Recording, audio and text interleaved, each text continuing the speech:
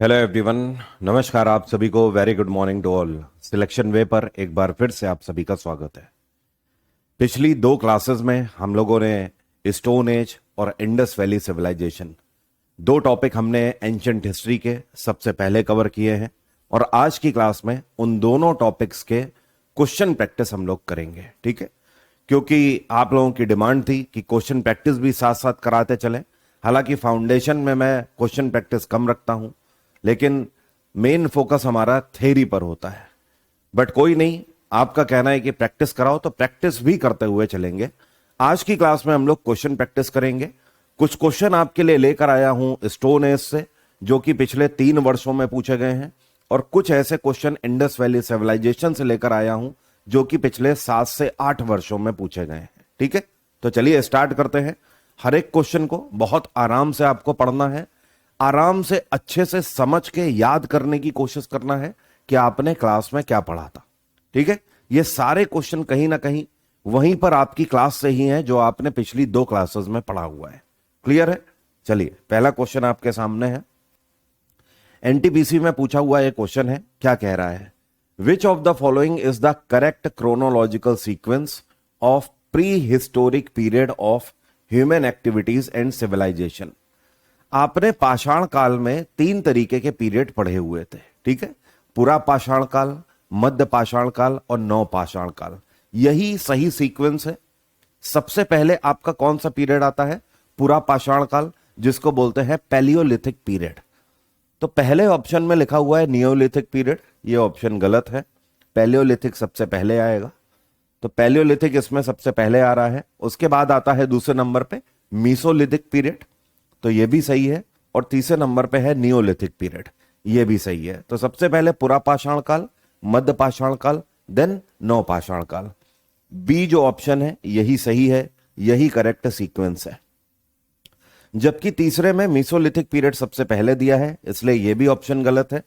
और चौथे में मेटल एज पीरियड दे दिया है। मेटल एज पीरियड तो नियोलिथिक के भी बाद आया है, मतलब जब पाषाण काल खत्म हो गया है, पत्थरों का युग खत्म हो गया है, तब उसके बाद धातुओं का यूज हमने करना शुरू किया है। तो यह वाला ऑप्शन भी गलत है। B is the right answer. यह वाला क्वेश्चन देखिए, एनटीपीसी में पूछा गया है। यह भी क्या कह रहा है हमसे? हमसे कह रहा है एक साइट है जिसका नाम है भीमबेटका, जो पूरा पाषाण काल की एक प्रसिद्ध साइट है। भारत के किस राज्य में स्थित है? इसका आंसर आप करिए, मैं चाहता हूं, क्योंकि आप सबने पढ़ा हुआ है और भीमबेटका के बारे में कई बार मैंने पढ़ाया हुआ था आपको स्टोन एज में। करिए आंसर। बिल्कुल सिंपल क्वेश्चन है, लल्लू क्वेश्चन है आपके आगे। इसमें आपको कुछ भी सोचने की जरूरत नहीं है। भीमबेटका कहां की साइट है, कौन से राज्य में पड़ती है, बताइए। आकाश दुबे का कहना है डी। आंसर बिल्कुल सही है। भीमबेटका कहां पर है? एमपी में है। एमपी में गुफाओं में हमें चित्रकारी भी मिली हुई है पाषाण काल से, जिसमें कि कई जानवरों की चित्रकारी करी गई है, पुरुषों की और महिलाओं की भी चित्रकारी करी गई है, जिसमें कौन से रंग का यूज किया गया है? व्हाइट और रेड कलर का यूज किया गया है। ये वाला देखिए, एनटीपीसी में ये भी पूछा गया है। कह रहा है pottery was first traceable to which period of ancient Indian history. प्राचीन भारतीय इतिहास के किस काल में सबसे पहले मिट्टी के बर्तन का प्रमाण मिला हुआ है? मिट्टी के बर्तन सबसे पहले हमें कहां से मिले हुए हैं? चाल्कोलिथिक पीरियड में, ताम्र पाषाण काल जिसको बोलते हैं, जहां पर तांबे का यूज किया गया है, पैलियोलिथिक, नियोलिथिक या मीसोलिथिक। सबसे पहले पैलियोलिथिक पीरियड आया, दूसरे नंबर पे मीसोलिथिक पीरियड आया, तीसरे नंबर पे नियोलिथिक पीरियड आया, एंड देन जाकर ताम्र पाषाण काल आया जिसको बोलते हैं चाल्कोलिथिक पीरियड। करिए आंसर यहां पर। पुष्पेंद्र का कहना है सर मेरे कमेंट्स नहीं दिख रहे हैं। दिख रहे हैं आपके कमेंट।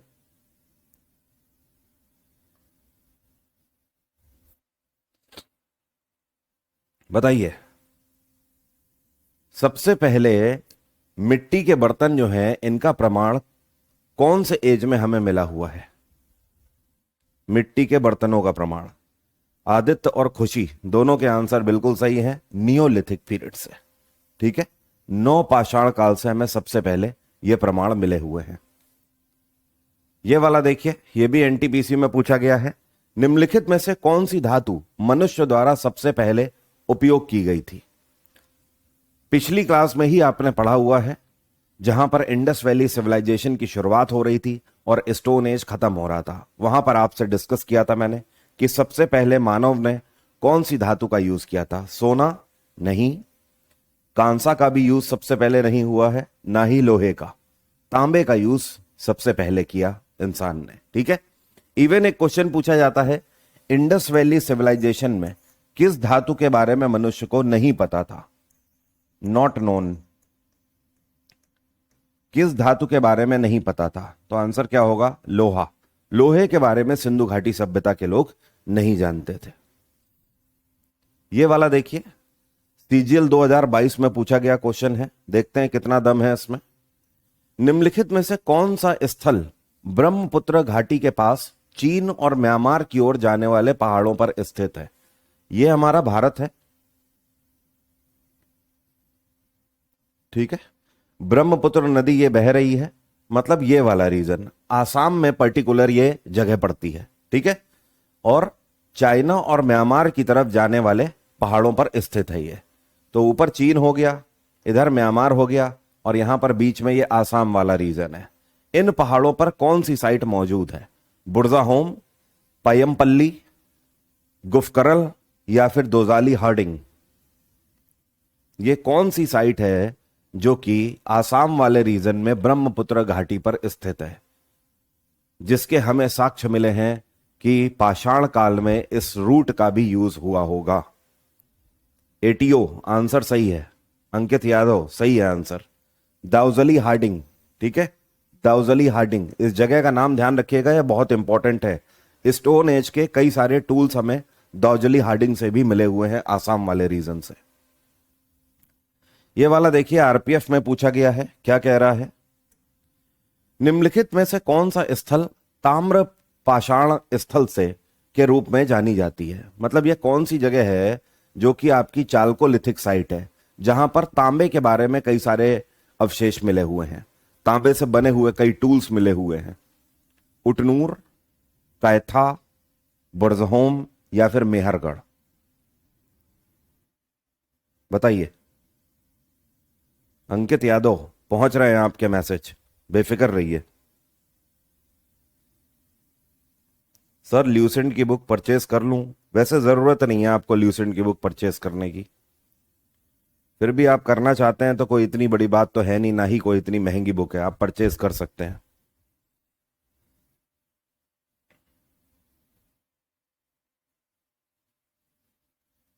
बताइए, ये कौन सी जगह है? नितिन का कहना है बुर्जहोम। अच्छा, मैं देख पा रहा हूं मैक्सिमम स्टूडेंट इसमें आंसर कर रहे हैं मेहरगढ़। मेहरगढ़ आज की डेट में कहां पड़ता है? मेहरगढ़ आज की डेट में कहां पड़ता है? जबकि केवल तन्नू और अर्पित का आंसर सही है, आपको बता दूं, दिस इज कैथा। कैथा साइट कहां पर है? ये एमपी में पड़ती है। ठीक है, क्लियर है। और मेहरगढ़ आज की डेट में आपका पाकिस्तान का हिस्सा है। मेहरगढ़ एक चाल्कोलिथिक साइट नहीं है। तांबे के अवशेष हमें एमपी में कैथा में मिले हुए हैं। ठीक है, यह वाला देखिए, एसएससी जेई में पूछा गया है, भारतीय उपमहाद्वीप में घोड़े को पालतू बनाने से के सबसे प्रारंभिक साक्ष्य निम्नलिखित में से कौन से ताम्र पाषाण संस्कृति विख्यात है? मतलब यह कौन सी जगह है जहां पर हमें यह पता लगता है कि घोड़े को इंसान ने पालतू बनाया हुआ था? जैसे आईवीसी में रोपड़ से कुत्ते के दफनाने के अवशेष मिले हुए हैं, वैसे ही घोड़े के पालतू होने के अवशेष कहां से मिले हुए हैं? यह आपका आहड़ बनास संस्कृति है, मालवा मतलब एमपी वाला रीजन, वो वाली संस्कृति है, स्वात संस्कृति है, या फिर जोरवे संस्कृति? तो इसको बोलते हैं स्वात संस्कृति। क्या बोलते हैं? स्वात संस्कृति। और यह कहां पर आपकी पड़ती है? उत्तर भारत में, ऊपर जम्मू कश्मीर की तरफ। और यह किससे जुड़ी हुई है? ये आपकी गांधार से जुड़ी हुई है। किससे? गांधार से, गांधार सभ्यता से। ये वाला देखिए 2022 में सीजीएल में पूछा गया है, निम्नलिखित में से किस पुरा स्थल में जेडाइट पत्थर पाया गया है? जेडाइट पत्थर किस कलर का होता है? ये ग्रीन कलर का होता है, ग्रीन कलर का पत्थर होता है जेडाइट पत्थर। ये कहां पर पाया गया है? महागढ़, मेहरगढ़, हल्लूर या फिर दाउजली हेडिंग? तो ये आसाम का ही दाउजली हेडिंग है जहां से हमें जेडाइट पत्थर मिला हुआ है। और इसकी खास बात यह है कि यह चमकीला होता है। ठीक है, हल्के हरे रंग का चमकीला पत्थर होता है, जनरली आपको फिटकरी की तरह दिखाई देगा। ठीक है,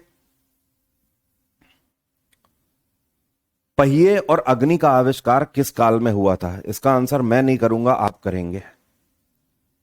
लास्ट क्लास में ही आपने पढ़ा हुआ है, पहिए और अग्नि का आविष्कार किस काल में हुआ है? पैलियोलिथिक, मीसोलिथिक, नियोलिथिक या फिर हड़प्पा सभ्यता में?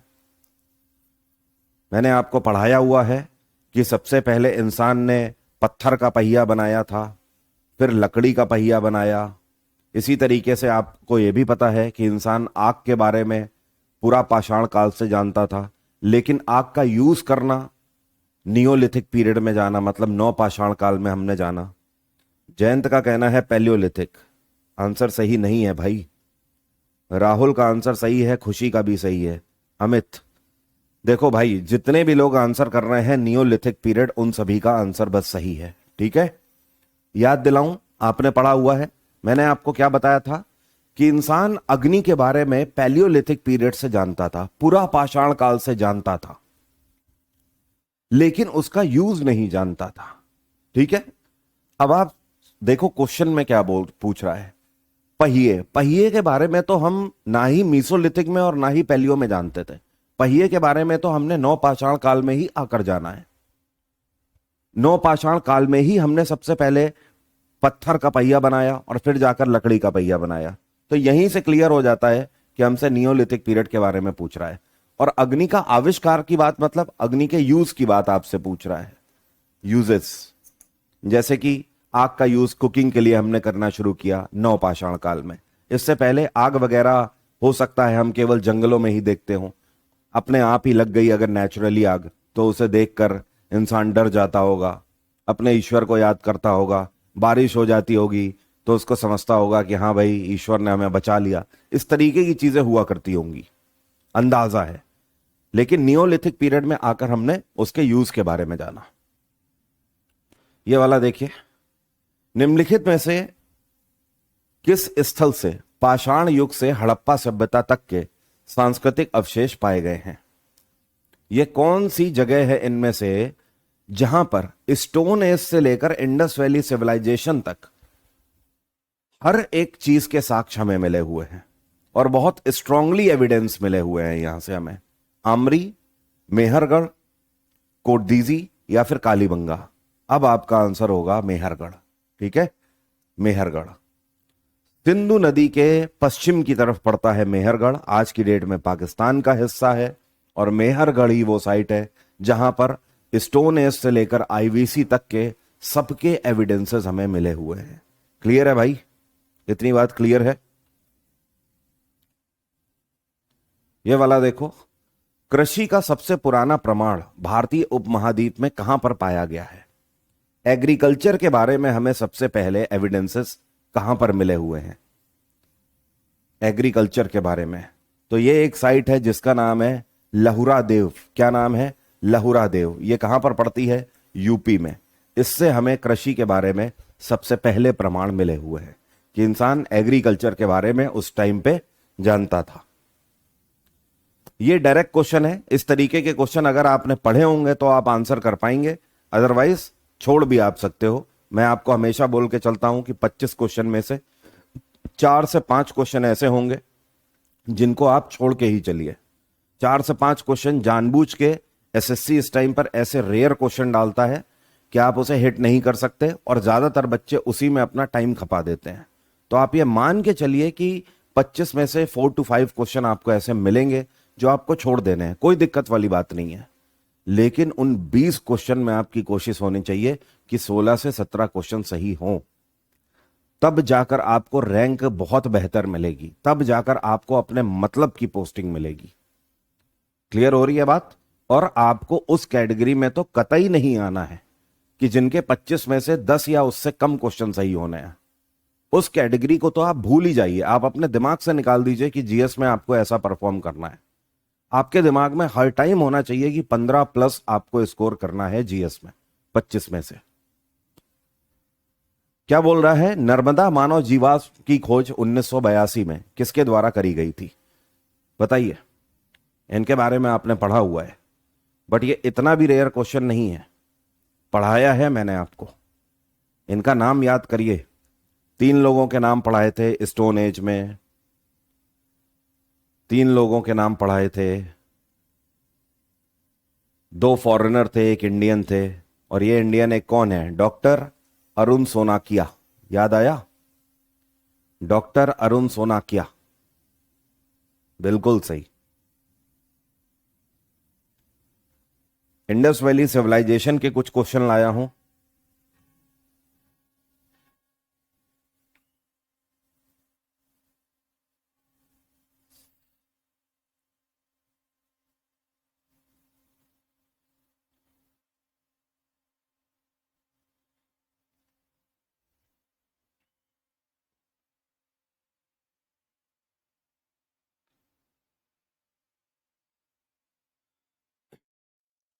स्टोन एज के क्वेश्चन कंपैरेटिवली कम पूछे जाते हैं, बट इंडस वैली सिविलाइजेशन के क्वेश्चन ज्यादा पूछे जाते हैं। ठीक है, चलिए पहला क्वेश्चन आपके सामने है।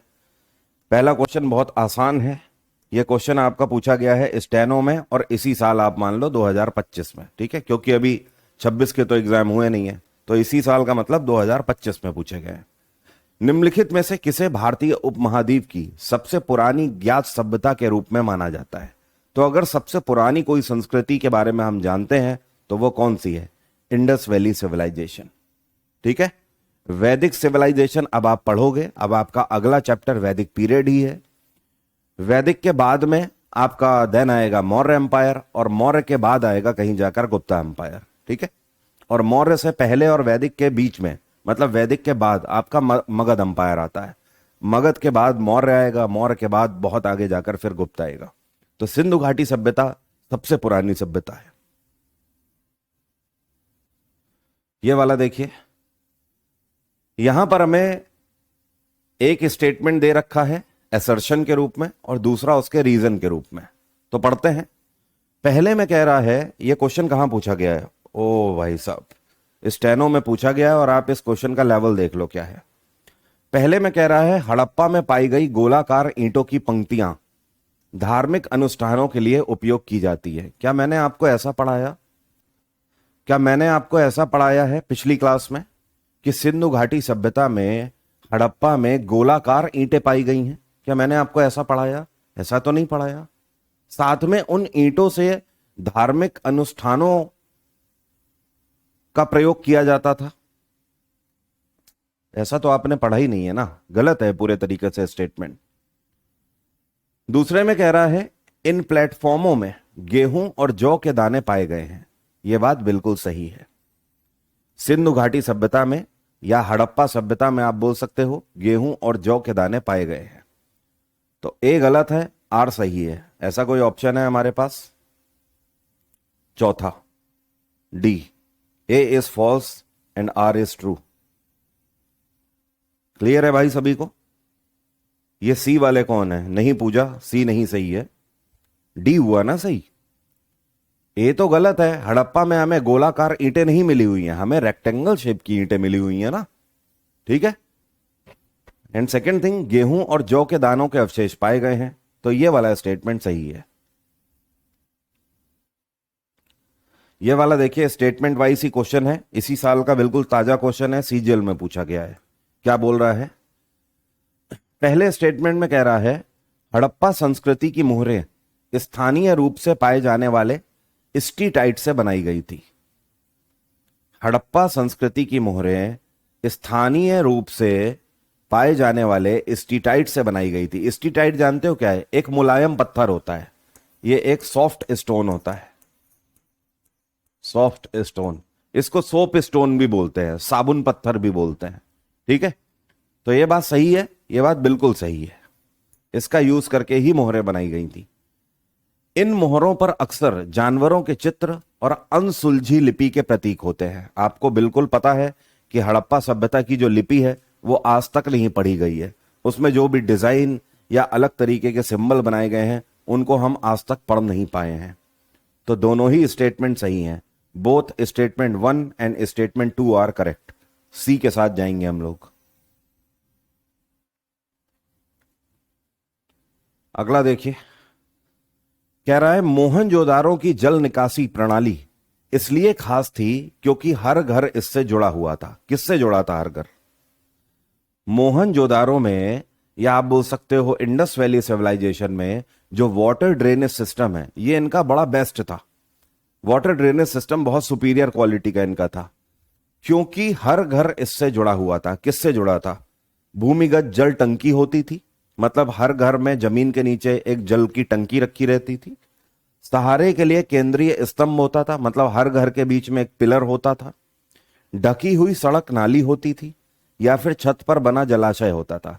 भैया छत पर बना हुआ जलाशय, ऐसा तो कुछ नहीं आपने पढ़ा है कि हर आदमी अपने छत के ऊपर एक तालाब बनाए दे रहा है। भूमिगत जल टंकी भी आपने नहीं पढ़ी हुई है। हाँ, मैंने आपको यह पढ़ाया था कि हर एक घर के अंदर ऑलमोस्ट कुआं मिला हुआ है।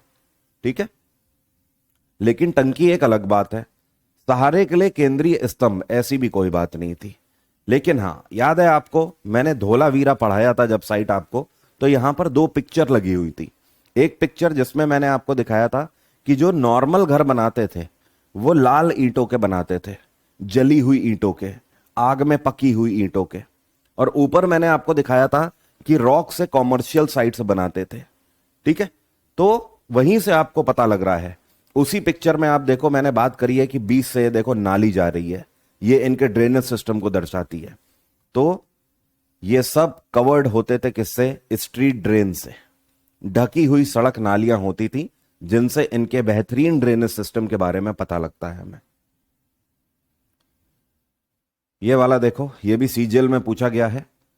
कालीबंगा की हड़प्पा साइट पर खेती से जुड़े कौन से महत्वपूर्ण सबूत मिले हैं? कालीबंगा की हड़प्पा साइट पर खेती से जुड़े हुए कौन से एविडेंस मिले हुए हैं? पहले में कह रहा है सीढ़ी नुमा कुओं सहित जलाशय। गलत है, सीढ़ी नुमा चीजें हमें नहीं मिली हुई हैं। सीढ़ी नुमा तो हमें द ग्रेट बात मिला हुआ है। ठीक है, सीढ़ीदार धान के खेतों के अवशेष नहीं। धान की खेती सीढ़ीदार जमीन में नहीं करी जाती है, चाय की खेती सीढ़ीदार जमीन में करी जाती है। खेतों में आड़ी तिरछी हल्की लकीरें, यह बात बिल्कुल सही है। आड़ी तिरछी हल्की लकीरें हमें मिली हुई हैं। बीज भंडारण के लिए पत्थर के कोठार, गलत। ठीक है भाई, किसी का आंसर आया था, पूजा का आंसर सही है, अर्पित का भी सही है। यह वाला देखिए, निम्नलिखित में से कौन सा हड़प्पा संस्कृति के बारे में सच नहीं है हमसे कह रहा है। मतलब 3 सही है, एक कोई गलत है, उसी को ढूंढना है। पहले में कह रहा है पशुपति की पूजा की जाती थी। बिल्कुल सही बात है, बिल्कुल सही बात है। पशुपति की मोहर भी हमें मिली हुई है और साथ में शिवलिंगम भी हमें मिला हुआ है। तो शिवलिंग इस बात का प्रतीक है कि शिव की पूजा करी जाती थी।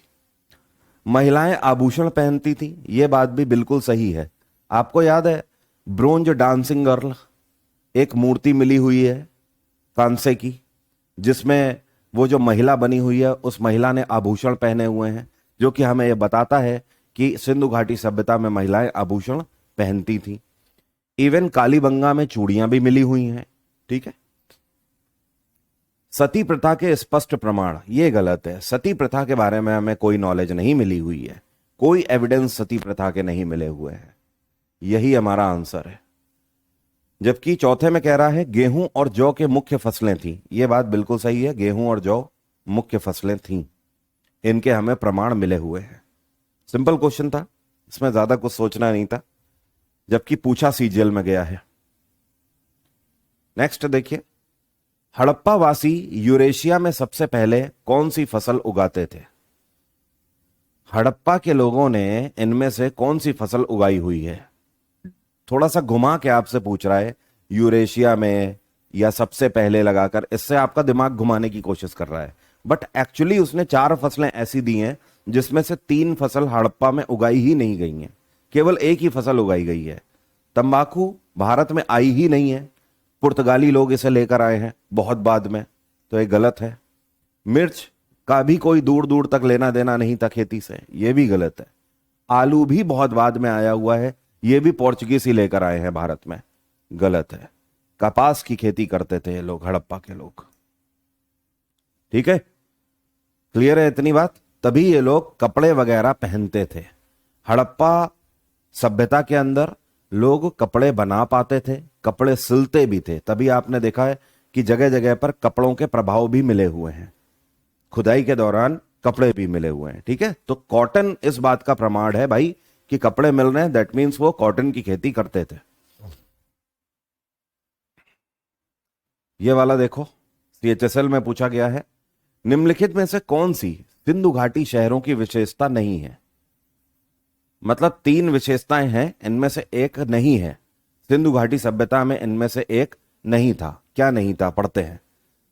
सड़कें समकोण पर एक दूसरे को काटती थी। क्या यह बात सही है?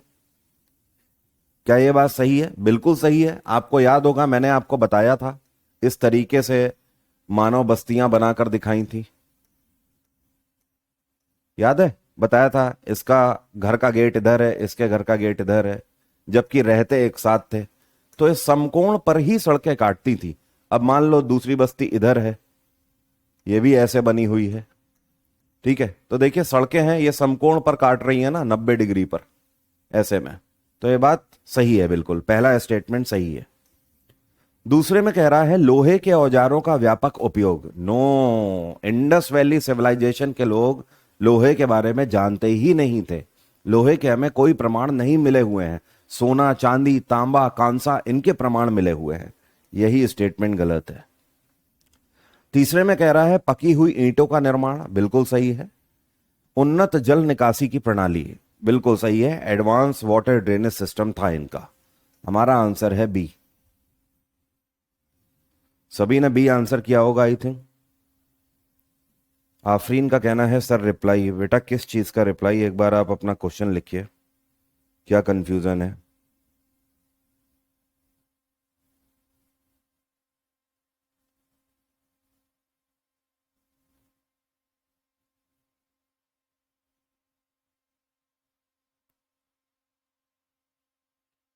सर सीएचएसएल का बच्चा हूं, एग्जाम होने तक ये सब हो जाएगा ना? जी हाँ, हो जाएगा, आराम से हो जाएगा। जो भी स्टूडेंट सीएचएसएल देने जा रहे हैं वो बेफिक्र रहें, उससे पहले ही आपका बैच हो जाएगा। और आप देख रहे हो ना, एक तरफ अभी आज की ही डेट में, आज की क्लास में आपकी इकोनॉमिक्स तो उधर खत्म हो जाएगी। तो जैसे इकोनॉमिक्स खत्म होगी, मैं साथ में पॉलिटी भी स्टार्ट कर दूंगा। तो 2-2 क्लासेस आपकी चलती रहेंगी, बैच जल्दी खत्म हो जाएगा। ये वाला देखिए, सीएचएसएल में पूछा गया है निम्नलिखित में से कौन सा नाम सिंधु सरस्वती सभ्यता को संदर्भित करने के लिए इस्तेमाल नहीं किया गया है? देखिए, जो सिंधु घाटी सभ्यता है उसको सिंधु सरस्वती सभ्यता के नाम से भी जाना जाता है। ठीक है, क्योंकि ऐसी मान्यता है कि जो सिंधु नदी थी उससे हटकर उत्तर भारत में सरस्वती नदी भी थी। ठीक है, तो सिंधु घाटी सभ्यता कुछ ऐसी जगहों तक भी फैली हुई थी जहां पर सरस्वती नदी भी थी, तो इसको सिंधु सरस्वती सभ्यता के नाम से भी जाना जाता है। एक और बात, सिंधु घाटी सभ्यता के लोगों ने अपनी बस्तियां हमेशा किसी ना किसी नदी के किनारे पर ही बसाई हुई थी। ये लोग इतने इंटेलिजेंट थे, ये लोग जानते थे कि नदियों का मीठा पानी होता है, नदियां ही उनके जीवन में पालन पोषण उनका करेंगी। इस वजह से नदी के किनारे पर ही ये अपनी बस्तियां बनाते थे। ठीक है, तो हमसे क्या कह रहा है, कौन सा नाम सिंधु सरस्वती सभ्यता को संदर्भित करने के लिए इस्तेमाल नहीं किया जाता है? हड़प्पा सभ्यता बिल्कुल किया जाता है। मेसोपोटामियाई सभ्यता नहीं, मेसोपोटामियाई सभ्यता बिल्कुल अलग है। ये ईरान और इराक रीजन में था मेसोपोटामिया, उसको मेसोपोटामिया बोलते थे। मेसोपोटामिया के लोग भारत में आकर सिंधु घाटी सभ्यता के लोगों के साथ व्यापार करते थे। तो ये अलग है, इसका कोई लेना देना नहीं है। जबकि कह रहा है सिंधु सरस्वती सिविलाइजेशन, बिल्कुल सही है। और यहां कह रहा है इंडस वैली सिविलाइजेशन, ये भी सही है। तो कहने का मतलब यह है, आप इसे सिंधु घाटी सभ्यता कह लो, या आप इसे सिंधु सरस्वती सभ्यता कह लो, या आप इसे हड़प्पा सभ्यता कह लो, या फिर सिंधु सरस्वती सिविलाइजेशन। आप इन नामों में से, तीनों में से कोई भी नाम आप यूज कर सकते हो, ठीक है। सर अभी बैच लिया है, कितनी क्लासेस हो गई हैं? इंट्रोडक्शन को अगर छोड़ दें तो ये तीसरी क्लास है। पहली क्लास में स्टोन एज हुआ है, दूसरी क्लास में इंडस वैली सिविलाइजेशन हुआ है। आज उन्हीं दोनों टॉपिक के क्वेश्चन प्रैक्टिस चल रही है। ये वाला देखिए, हड़प्पा वासी मनके बनाने के लिए जिस कार्नेलियन पत्थर का इस्तेमाल करते थे वह ज्यादातर कहां पाया जाता था? अब क्वेश्चन प्रैक्टिस का फायदा यह हो जाता है कि इस तरीके के क्वेश्चंस के आंसर भी आपको मिल जाते हैं। आपको पता ही है, मनके बनाने का कारखाना हमें कई जगहों से मिला हुआ है। लोथल से भी मनके के अवशेष मिले हैं, चन्नूदड़ों से भी मिले हैं। और मैंने आपको यह भी बताया था कि मनका होता क्या है। मोती को जब आप माला बनाते हो तो उसके लिए आपको मोती में छेद करना होगा। तो जब आप मोती में छेद करते हो उसे धागे से पिरोने के लिए, तो वो मनका कहलाता है, ठीक है। तो मनके को बनाने के लिए जो कार्नेलियन पत्थर यूज किया जाता था, यह कार्नेलियन पत्थर ज्यादातर कहां पाया जाता है? आसाम, गुजरात, पंजाब या बिहार? हिमांशु यादव, आंसर बिल्कुल सही है, Gujarat is the right answer. Lothal में यह पत्थर पाया जाता है। यह वाला देखिए, दाइमाबाद एक जगह है जिसका उल्लेख मैंने आपसे किया था, आपने पढ़ा भी है। यह एक हड़प्पन साइट है, कौन से राज्य में स्थित है? याद दिलाऊं, आपने पढ़ा हुआ है। सिंधु घाटी सभ्यता में north to south and east to west, चारों कॉर्नर्स के बारे में आपने पढ़ा है। जो नॉर्थ वाला रीजन है इसको मांडा के नाम से जाना जाता था, जो कि जम्मू कश्मीर है। यह आपका दाइमाबाद है। साउथ वाला रीजन जो कि महाराष्ट्र में पड़ता है। सबसे ईस्टर्न पॉइंट क्या था? मेरठ, दिल्ली एनसीआर वाला, जो यूपी में पड़ता है। और यह वाला आपका बलूचिस्तान। क्लियर है भाई? तो आपसे क्या पूछ रहा है? दाइमाबाद के बारे में। दाइमाबाद कहां है? महाराष्ट्र में। क्लियर है सभी को? अब इन चारों डायरेक्शन में कौन कौन सी नदियां बहती थी, तो वो भी रिवीजन कर लीजिए। मांडा में चिनाब नदी बहती है, यहां पर हिंडन नदी बहती है। दाइमाबाद, यहां पर कौन सी नदी? गोदावरी नदी। और बलूचिस्तान यहां पर दास्त रिवर। कौन सी नदी? दास्त रिवर। क्लियर है? क्लियर है सभी को? ठीक है। ये वाला देखो, कह रहा है प्राचीन यूनानियों ने सिंधु नदी के आसपास के क्षेत्र को किस नाम से संबोधित किया था? सिंधु, सिंधु तो हमारा ही दिया हुआ नाम है, ठीक है, क्योंकि ये सिंध प्रांत के आसपास बहने वाली नदी थी तो हमने इसको सिंधु नदी कहा। हिंद, हिंद ये फारसियों का दिया हुआ नाम है, ठीक है। भारत ये हमारा दिया हुआ नाम है, जबकि यूनानियों ने नाम दिया था इंडोई या इंडेक बोल सकते हो, ठीक है। जब यूनानी भारत में आए व्यापार के लिए तो इन्होंने जो सिंधु नदी बह रही है इसको इंडस रिवर नाम दिया, ठीक है।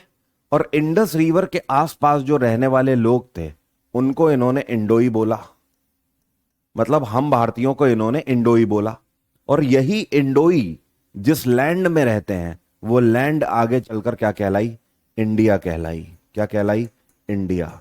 तो ये जो इंडिया नाम निकल के आ रहा है ये ग्रीक्स की देन है। ये जो हिंदुस्तान नाम निकल के आ रहा है ये किसकी देन है? फारसियों की देन है। और ये जो भारत नाम है ये हम भारतीयों की देन है, ठीक है।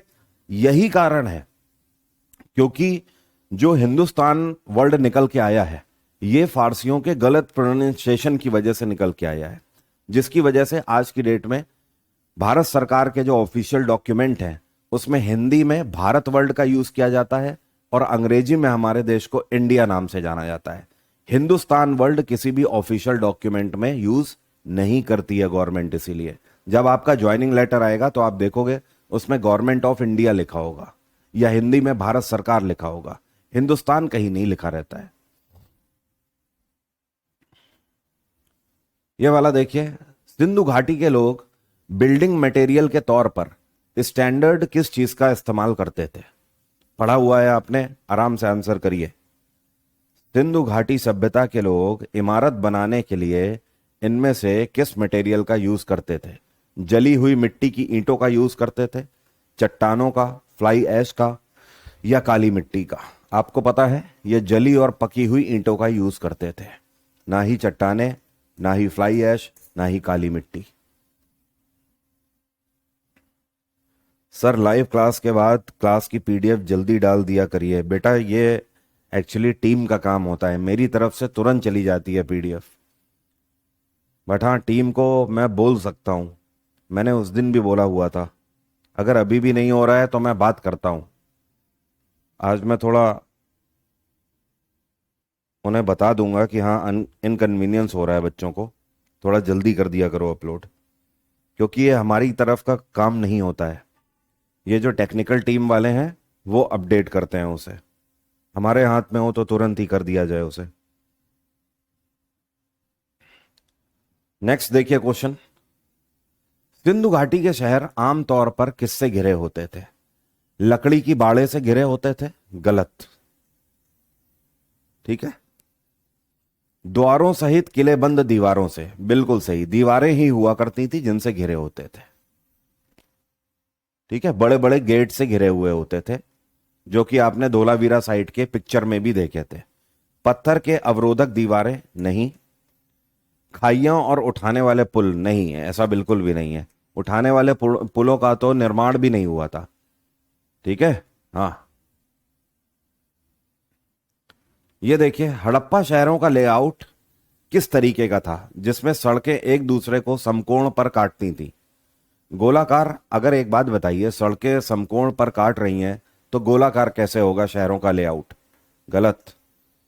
हेक्सागोनल भी नहीं होगा, ट्रायंगुलर भी नहीं होगा। दिस वॉज रेक्टेंगुलर, याद है, मानव बस्तियां बनाकर बताया था। तो ये रेक्टेंगुलर फॉर्मेट है ना, इसी तरीके के शहर बसे होते थे रेक्टेंगुलर फॉर्मेट में। सर अभी 12th पास हैं, अभी से ही एसएससी की तैयारी शुरू कर दी है। सही किया आपने, बिल्कुल सही फैसला लिया है आपने। बहुत सारे ऐसे स्टूडेंट होते हैं जो ग्रेजुएशन करने के बाद उन्हें चमकता है कि अब मैं कोई चमत्कार कर सकता हूं, तब तक काफी लेट हो चुकी होती है और उस टाइम पर मेंटल प्रेशर बहुत होता है। हालांकि एग्जाम निकलता है, आप मेहनत करते हैं तो एग्जाम निकलता है, लेकिन ग्रेजुएशन के बाद एक बच्चा तैयारी कर रहा है, उस पर मेंटल प्रेशर बहुत ज्यादा है। कंपैरेटिवली एक बच्चा 12th के बाद ही तैयारी करने लग रहा है, उसके पास ज्यादा समय भी है और मेंटल प्रेशर नहीं है। Mental pressure in the sense कि घर वाले अभी जल्दी आपको टोकेंगे नहीं, जबकि एक बच्चा जिसकी उम्र 26-27 साल हो रही है, या मैं कह रहा हूं 25 भी हो रही है, उसको घर वाले टोकने लगते हैं। तो धीमे धीमे करके हमारे ऊपर प्रेशर आता है। हमें कोशिश ये करनी है कि वो मेंटल प्रेशर ना आने पाए, उससे पहले ही सिलेक्शन लेकर हम निकल जाएं। एक और बात ध्यान रखिएगा, ये सोचना बिल्कुल आप लोग बंद कर दीजिए कि मेरे पास 4 साल हैं अभी, मैं 6 साल तक एलिजिबल हूं। अगर आप ऐसा सोचेंगे तो हर साल निकलता चला जाएगा और सिलेक्शन नहीं होगा। आपको बस यही सोचना है कि जो है वो यही साल है, इसके आगे पीछे कुछ नहीं है। आपको इसी साल नौकरी लेकर जाना है। आपको अपने आप को कंफर्ट जोन में नहीं डालना है कि आप ये सोचो अभी मेरे पास 4 साल हैं। जब आपका माइंडसेट ही वैसा हो जाता है तो आपकी एक्टिविटी भी वैसी होने लगती है, फिर आप अपने आप को फ्री होल्ड दे देते हो, फिर आप आराम की तरफ भागने लगते हो, क्योंकि आपका दिमाग आपको समझा रहा है बार बार कि अभी बहुत टाइम है, परेशान ना हो। तो अपने आप को कंफर्ट जोन में नहीं जाने देना है। उसके लिए अपने दिमाग को यह समझा दो कि इसी बार सिलेक्शन लेना है। क्लियर हो रही है बात?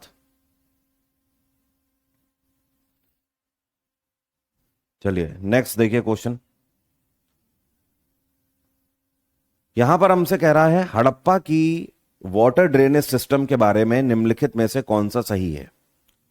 पहले में कह रहा है यह केवल शाही इस्तेमाल के लिए था। ऐसा तो बिल्कुल नहीं है, ऐसा तो बिल्कुल नहीं है भाई। जल निकासी प्रणाली जो है वो केवल शाही लोग यूज करते थे, मतलब राजे महाराजे या उसके मंत्री यूज करते थे, आम जनता नहीं यूज करती थी, ऐसा नहीं है। हमें इंडस वैली सिविलाइजेशन की जो भी बस्तियां या गांव मिले हैं उन सब में वाटर ड्रेनेज सिस्टम हमें मिला है प्रॉपर, तो ये स्टेटमेंट तो गलत है भाई। दूसरे में कह रहा है वाटर ड्रेनेज सिस्टम इनका बहुत उन्नत और अच्छी तरह से प्लान किया गया था। ये बात बिल्कुल सही है। ये बात यह दर्शाती है कि ये लोग बहुत ज्यादा इंटेलिजेंट थे। Only 2 is the correct answer. ये वाला देखो, ये किसमें फेज्ड में पूछा गया है, जबकि फेज्ड में पूछा गया और क्वेश्चन का लेवल देखिए क्या है। ठीक है, एक तरफ हमें वस्तुएं दी गई हैं, दूसरी तरफ उनका विवरण दिया गया है। पढ़ते हैं आराम से। क्या कह रहा है, गेरुए रंग के मृदांड, मतलब गेरुए रंग के जो पॉटरी थे, जो बर्तन थे, ठीक है, ये कैसे पाए गए हैं। तांबे के भंडारों के साथ पाए जाते थे। बात बिल्कुल सही है, तांबे के भंडार के साथ ही पाए जाते थे।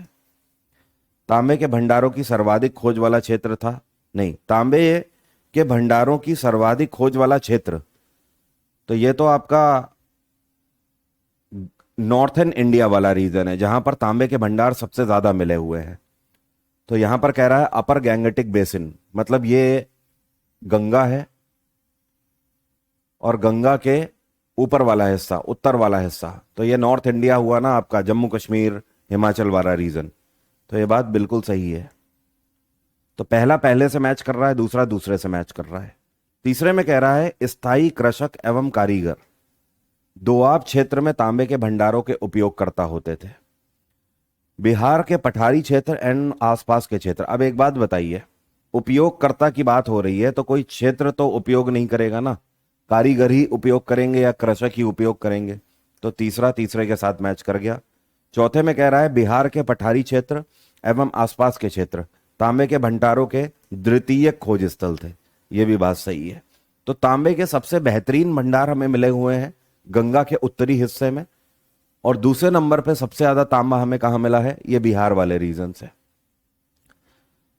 तो सभी एक दूसरे से ऑलरेडी ही मैच्ड हैं।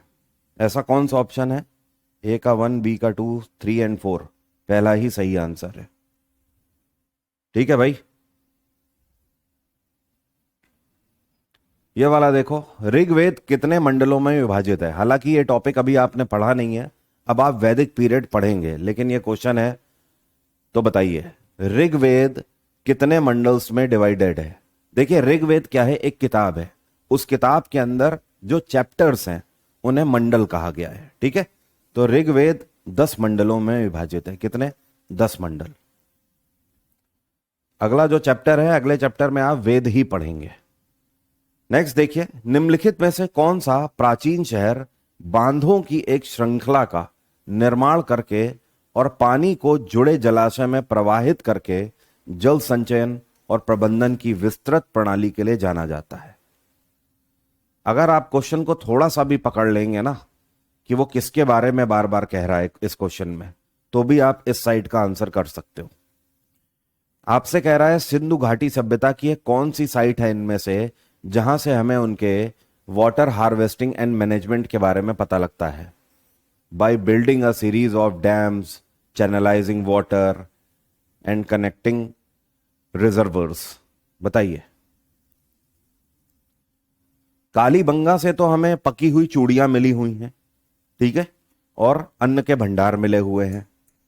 राखीगढ़ी से हमें गांव के गांव मिले हुए हैं हरियाणा के हिसार में, वहां पे ड्रेनेज सिस्टम नहीं मिल रहा है। रोपड़ से हमें इंसान के साथ कुत्ते के दफनाने के अवशेष मिले हुए हैं।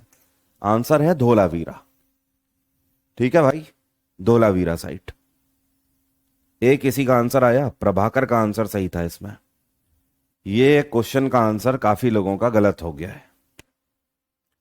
वाटर ड्रेनेज सिस्टम याद है, आप अपनी पीडीएफ में देखिएगा, जो आपको पीडीएफ मिली हुई है उसमें आप देखना धोलावीरा साइट, उसमें प्रॉपर यहां मैंने पिक्चर भी दी हुई है उनके ड्रेनेज सिस्टम की, जिसमें आप देखोगे बस्तियों के बीच से नालियां जा रही हैं। ठीक है, एंड धोलावीरा आज की डेट में कौन सी लोकेशन है, जरा कमेंट बॉक्स में लिखकर बताइए। बस इतना बोल सकता हूं भारत की लोकेशन है, बट बताइए भारत में कहां पर? हरियाणा, गुजरात, यूपी या फिर जम्मू कश्मीर? ये वाला देखिए, हड़प्पा सभ्यता की खुदाई के दौरान प्राप्त अवशेषों के आधार पर निम्नलिखित में से कौन सा कथन गलत है? हड़प्पा की खुदाई में जो हमें एविडेंस मिले हैं उसके आधार पर कौन सा कथन गलत है? पहले में कह रहा है सभी प्रकार के निर्माण कार्यों में एक ही आकार की ईंटों का उपयोग किया गया था, गलत है। और ऐसा पॉसिबल भी नहीं हो सकता कि हर एक चीज को बनाने में एक ही आकार की ईंटें लगाई जाएं, ऐसा बिल्कुल नहीं है। जो पूजा की वेदियां बनाई गई हैं, फायर अल्टर्स, वो छोटी ईंट की बनी हुई हैं। जो इमारतें बनाई गई हैं वो बड़ी ईंट की बनी हुई हैं, तो यह गलत है स्टेटमेंट। दूसरे में कह रहा है मुख्यतः सभी घर एक मंजिला बनाए गए थे, ऐसा नहीं है, कुछ घर हमें 2 मंजिल के भी मिले हुए हैं। मुख्य सड़कें औसतन 10 मीटर चौड़ी थी, यह बात बिल्कुल सही है। जब आप चौड़ाई देखेंगे लगभग घरों के बीच में सड़कों की, तो लगभग 10 मीटर चौड़ी ही है।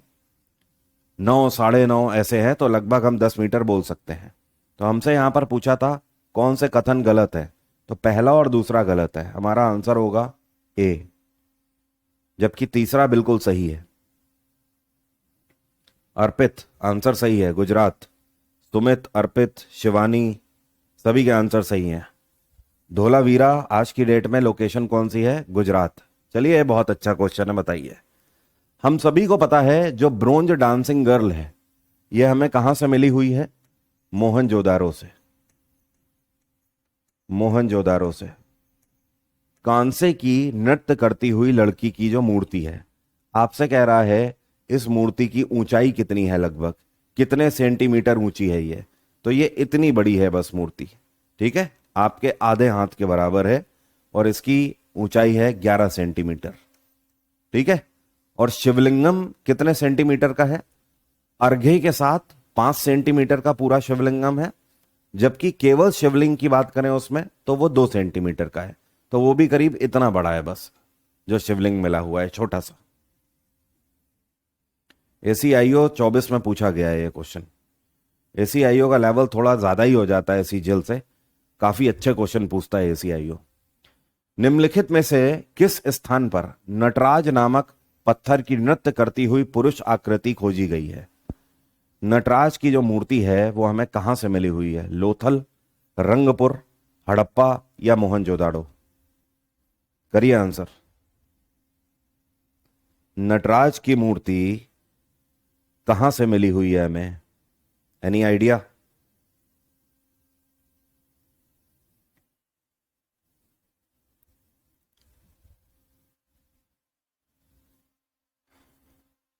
राधा वर्मा, शांतनु, सही है आंसर आप दोनों के, हड़प्पा से, ठीक है, हड़प्पा। ये वाला देखिए, हड़प्पा के सबसे सामान्य मोहरें किस आकार की थी? आयताकार नहीं, वृत्ताकार नहीं, ये कैसी थी? ये स्क्वायर शेप में थी। हड़प्पा की जो मोहरें हैं वो सीधे सीधे ऐसे थी, स्क्वायर शेप की, और इसी में उनकी लिपि के शब्द लिखे होते थे, अलग अलग डिजाइन के, कुछ ऐसे बने हुए हैं, कुछ ऐसे बने हुए हैं, ऐसे करके लिपि बनी हुई है इसमें। निम्नलिखित में से कौन सी वस्तु हड़प्पा सभ्यता के उत्खनन स्थलों पर नहीं पाई गई थी? इनमें से हमें कौन सी चीज नहीं मिली है? आवासीय घर, घर के घर तो बहुत सारे मिले हुए हैं हमें, पूरी पूरी मानव बस्तियां मिली हुई हैं हड़प्पा में। इंडस वैली सिविलाइजेशन में स्नानागार हमें मिला है, बिल्कुल मिला है। मोहनजोदाड़ो में ग्रेट बाथ मिला हुआ है। सार्वजनिक अस्पताल, हॉस्पिटल नहीं मिले हैं, ठीक है। आपने भी पूरा चैप्टर पढ़ा है IVC, वहां पर कहीं पर भी हॉस्पिटल का जिक्र नहीं हुआ है, तो यही हमारा आंसर है। जबकि पब्लिक बिल्डिंग्स ये बिल्कुल मिली हुई हैं। धोलावीरा में नॉर्मल हाउसेस बिल्डिंग भी मिली हुई हैं और कॉमर्शियल बिल्डिंग भी मिली हुई हैं। हड़प्पा सभ्यता में नगरों की योजना इस प्रकार बनाई गई थी कि सड़कें सामान्यतः दिशाओं के अनुसार उन्मुख थी। किस तरीके की दिशाओं के अनुसार थी? अनाम मतलब पूरे तरीके से एनोनिमस थी, कार्डिनल थी मतलब प्रमुख दिशाएं थी उनकी, ऑर्डिनल थी मतलब क्रमिक दिशाएं थी, या फिर अज्ञात दिशाएं थी? तो भाई ये प्रॉपर थी। जब बस्तियां ऐसे रेक्टेंगुलर फॉर्मेट में है तो जो रोडें हैं वो समकोणीय हैं और पूर्ण रूप से कैसी हैं? मुख्य दिशाओं में है। ठीक है, कोई ऐसी वैसी नहीं है कि इस तरीके से हो या आगे जाकर ऐसी हो गई हो फिर ऐसे हो गई हो या ऐसे। ठीक है, ये मुख्य रूप से बनी हुई है, तो ये कार्डिनल फॉर्म में थी। ठीक है, आईवीसी की जो सड़कें हैं वो कार्डिनल फॉर्म की। क्लियर है इतनी बात?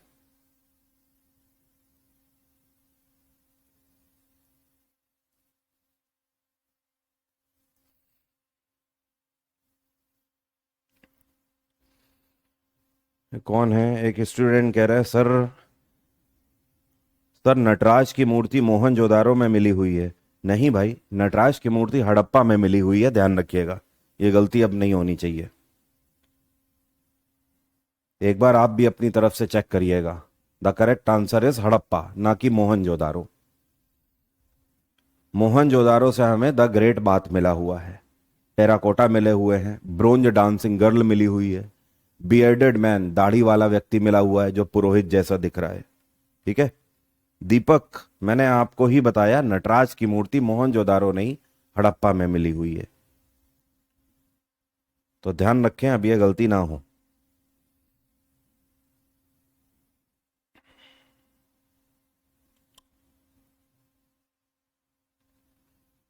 अगला क्वेश्चन देखिए।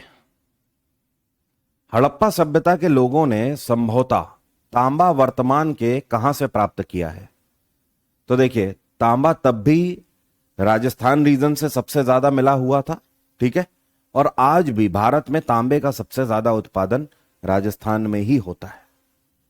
ठीक है, तो राजस्थान ध्यान रखिएगा, तांबे के लिए जाना जाता है, कूपर का सबसे बड़ा प्रोड्यूसर है राजस्थान।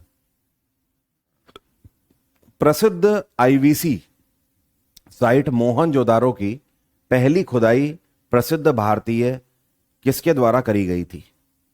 आपने लास्ट क्लास में पढ़ा हुआ है, सभी साइट्स के एक्सकेवेटर आपने पढ़े हुए हैं, कौन कौन इसके खननकर्ता थे। तो आपसे पूछ रहा है मोहनजोदारो के खननकर्ता कौन थे, कौन से ईयर में खुदाई हुई? 1922 में। 1921 में हड़प्पा की हुई थी। और इसके खननकर्ता कौन है? Rakhal Das Banerjee. Rakhal Das Banerjee, in short RD Banerjee. और दयाराम साहनी किसके हैं? ये हड़प्पा के हैं। 1921 में इन्होंने हड़प्पा की खुदाई कराई। दोनों के ध्यान रखिएगा। यह वाला देखो, भारतीय उपमहाद्वीप में ज्ञात लेखन की सबसे प्रारंभिक लिपि का नाम क्या है? जो इंडियन सब कॉन्टिनेंट है, यहां पर आज तक की सबसे पुरानी लिखित लिपि कौन सी है? पाली भाषा। पाली भाषा का तो यूज जैनिज्म और बौद्धिज्म के टाइम पर किया गया था, जैनिज्म और बौद्धिज्म के टाइम पे, जो कि अभी बहुत बाद में आएगा।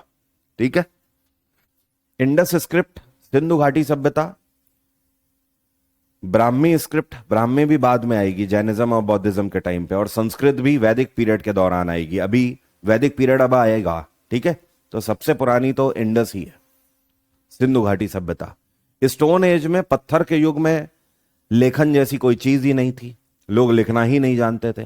तो लिखना कब जाना है? इंडस वैली सिविलाइजेशन के टाइम पे लिखना जाना है, और इस लिपि को हम लोग अभी तक पढ़ नहीं पाए हैं, जबकि पाली, ब्राह्मी और संस्कृत ये सब हम पढ़ लेते हैं। ये वाला देखिए, अधिकांश मानक हड़प्पा की मोहरें किस चीज से बनी होती थी? जो एक प्रकार का मुलायम पत्थर था। अभी मैंने आपको बताया था, यह पत्थर है स्टेटाइट, यह मुलायम पत्थर होता है, इसको सोप स्टोन भी बोलते हैं। ठीक है, और इसी का यूज 2x2 के मोहर बनाने में किया जाता था। ठीक है, और तभी अभी आपसे एक क्वेश्चन पूछा था कि आईवीसी की जो मोहरें हैं वो उनका आकार क्या होता था, तो ध्यान रखिएगा, आकार वर्गाकार होता था, स्क्वायर शेप की मोहरें हुआ करती थी, जो कि स्टेटाइट नाम के पत्थर से बनाई जाती थी। यह क्वेश्चन देखिए, हड़प्पा सभ्यता का कौन सा नगर लगभग पूरी तरीके से मन का निर्माण, शंख काटने, धातु कार्य, मुहर निर्माण और बांट बनाने जैसे शिल्प उत्पादन के लिए समर्पित था? बताइए। आईवीसी जब आपने पढ़ा था तो मैंने आपको यह बताया था कि जितने भी डेकोर आइटम्स हैं या जितने भी साजो सज्जा के सामान हैं वो सब कहां पर बनाए गए हैं? चन्नूदरों में। याद है, मैंने आपको बताया था, आप ऐसे भी ध्यान रख सकते हो, सी फॉर कॉस्मेटिक्स, सी फॉर चन्नूदरो। ठीक है, तो दिस साइट इज चन्नूदरो। हड़प्पा यह आपका पंजाब में आता है। मोहनजोदारो यह आपका आज की डेट में पाकिस्तान का सिंध प्रांत में आता है। नागेश्वर यह कहां पर आता है? Any idea? यह आज की डेट में महाराष्ट्र का हिस्सा है और महाराष्ट्र में पुणे वाला रीजन। जबकि चन्नूदरों की करंट लोकेशन आप बताइए, आपने पढ़ रखा है, बताइए चन्नूदरों की करंट लोकेशन।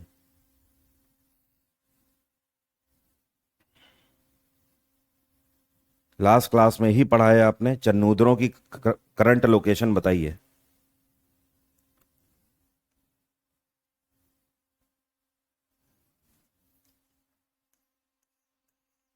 सिंध, पाकिस्तान। ठीक है भाई, क्लियर है इतनी बात सभी को? अब आगे का प्लान समझिए। कल सैटरडे है, वैसे तो क्लास नहीं होती है, क्योंकि कल क्लास नहीं हुई है इस वजह से कल की डेट में क्लास होगी।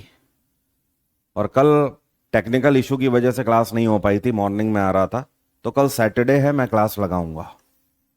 तो कल क्लास के लिए तैयार रहिएगा। आपकी भले ही दूसरी क्लास नहीं होगी, बट जीएस की क्लास होगी। और कल की क्लास में हम लोग वैदिक पीरियड कवर करेंगे। बहुत इंपॉर्टेंट टॉपिक है, छूटना नहीं चाहिए। तो टाइम पर रहिएगा, सुबह 8:30 सेम टाइम पे आपकी क्लास रहेगी।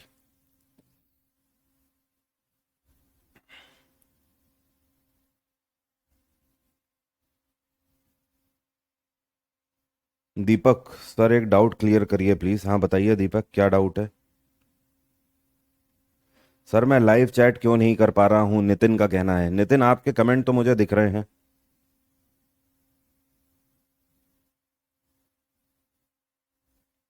कमेंट्स दिख रहे हैं नितिन आपके।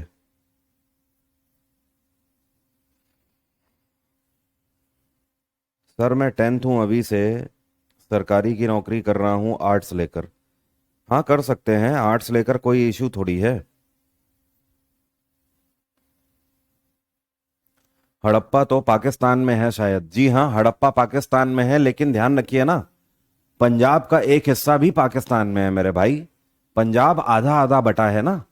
पंजाब केवल भारत में नहीं है, पंजाब पाकिस्तान में भी है। इवन पंजाब का ज्यादा क्षेत्रफल पाकिस्तान में चला गया। भारत का पंजाब तो छोटा है।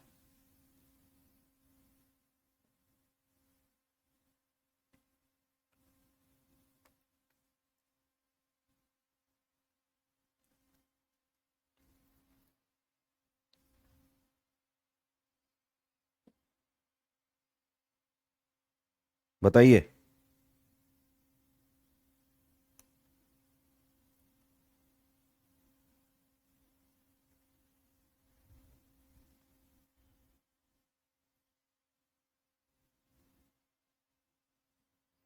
एक क्वेश्चन आ रहा है, रुकिए, इस क्वेश्चन का समाधान होना चाहिए। एक सेकंड रुकिए, एक सेकंड रुकिए, एक एक क्वेश्चन लेने दीजिए मुझे। ऊपर भाग जा रहा है ना सेक्शन चैट में।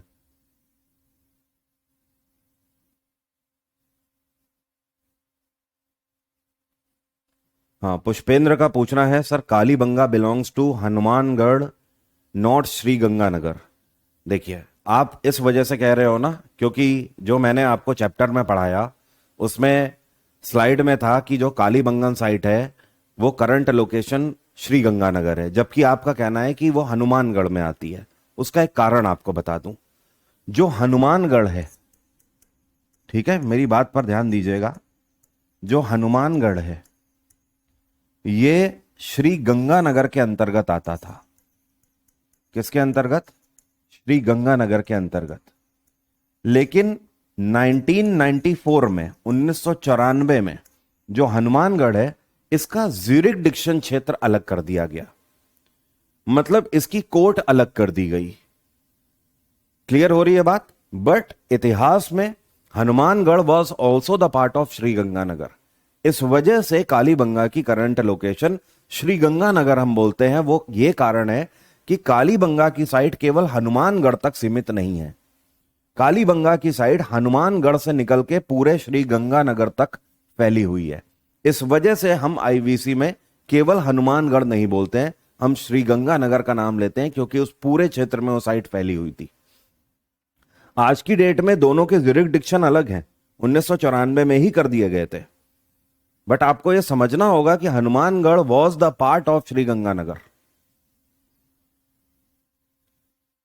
सर सूक्त गेंदर कहां है? बलूचिस्तान वाले रीजन में।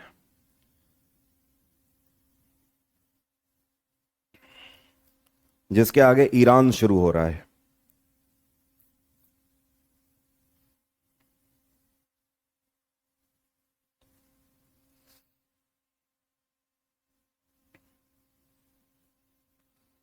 सर सैलरी ऑफ सीएचएसएल, आप ये मान लीजिए ग्रेड पे के हिसाब से अगर हम बात करें तो आपकी सीएचएसएल में सैलरी बनेगी, करीब करीब बनती है 45,000 रुपये।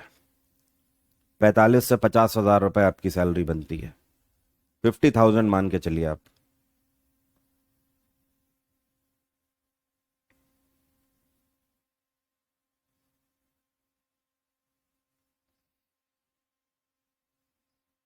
ठीक है, चलिए कल की क्लास में मिलते हैं, वैदिक पीरियड कवर करेंगे कल।